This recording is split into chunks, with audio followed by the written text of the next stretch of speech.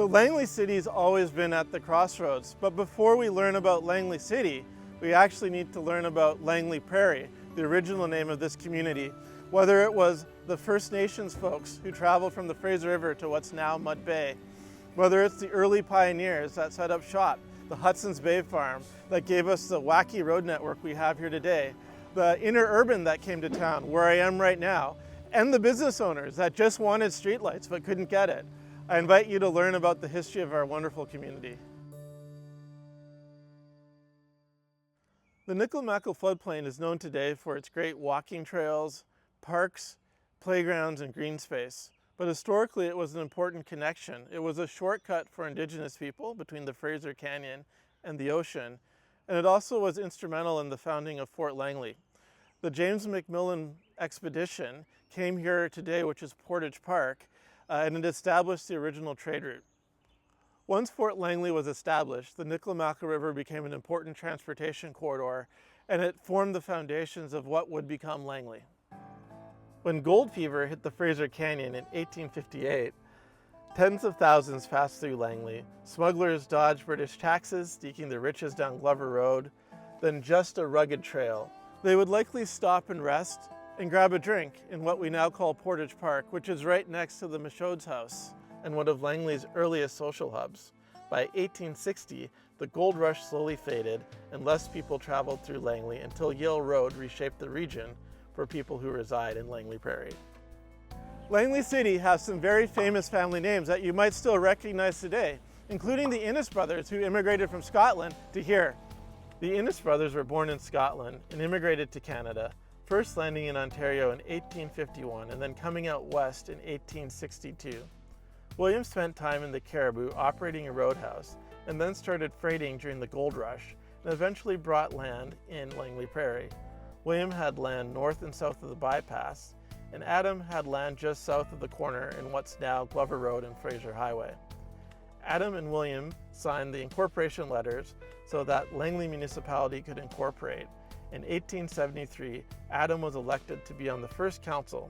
He was warden in 1877, 79, and 85. In 1875, Adam donated some of his land so that the first school in Langley Prairie could be built. The building then burnt down in 1880. However, Adam gave up a room in his house so that a school could still continue. Later in 1884, he was elected school secretary. 1 year earlier, in 1883, he was also the first postmaster in Langley. His contributions in the early days of Langley are still seen today at Innes Corners Plaza. A name you'll recognize is the Michaud family. Now, Joseph Michaud and his family moved over to Fort Langley in 1878, and the story goes that they met up with the Inneses and they offered to give him a drive down here to Langley Prairie. They loved the area so much that they actually decided to move here for a bit. Now, the Michauds were devout Catholics, and they actually started the first Mass in Langley. 10 years later, the Michauds built their first home. I'm actually standing in front of it now. As I said, they were devout Catholics, and so their home wasn't just a residence for the family, but it was a gathering spot for the whole community.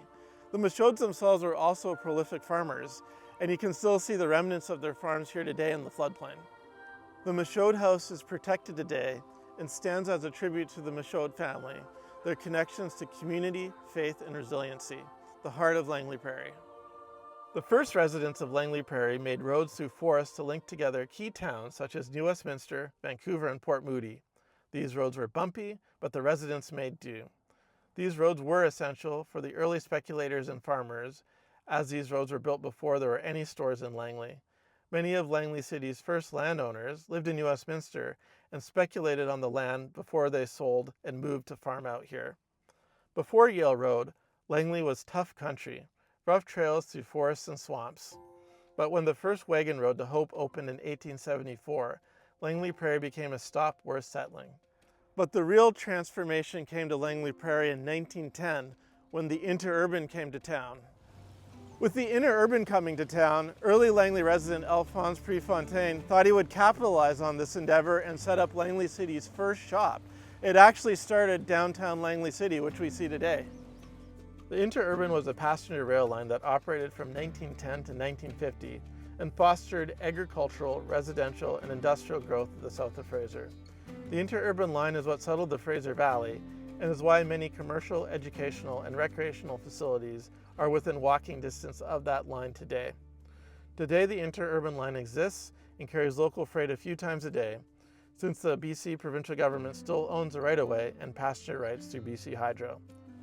So Langley Prairie wasn't just a flag stop on the interurban, it was a major destination. Our community was served by 3 stations: Anderson, which is now where Bryden Lagoon is, Hunter, which is at 200th Street and Michaud Crescent, and right here in his corner, which was the original big Langley Prairie station. In its corners was the intersection of the interurban line, Glover Road, and Langley Trunk Road, and therefore the heart and soul of Langley Prairie. The Vancouver Victorian Eastern Railway operated from 1908 through 1933. The VV&E didn't have any stops in Langley Prairie, but it was a significant transportation corridor through our community. You can still see the echoes of these old railways throughout our community. Whether it's the Great Northern Railway that zigzagged through Brookswood, the non-grid-like patterns of Simons and Uplands neighborhoods due to the VV&E. Since Uplands and Simons are further away from the heart of the city, this caused them to eventually be developed as low-density single-family homes. From early Indigenous roots to the railway, the Trans-Canada Highway, to one of the first downtowns in Metro Vancouver, Langley Prairie has always been the center of this part of the region. And there's a story on how Langley Prairie became Langley City.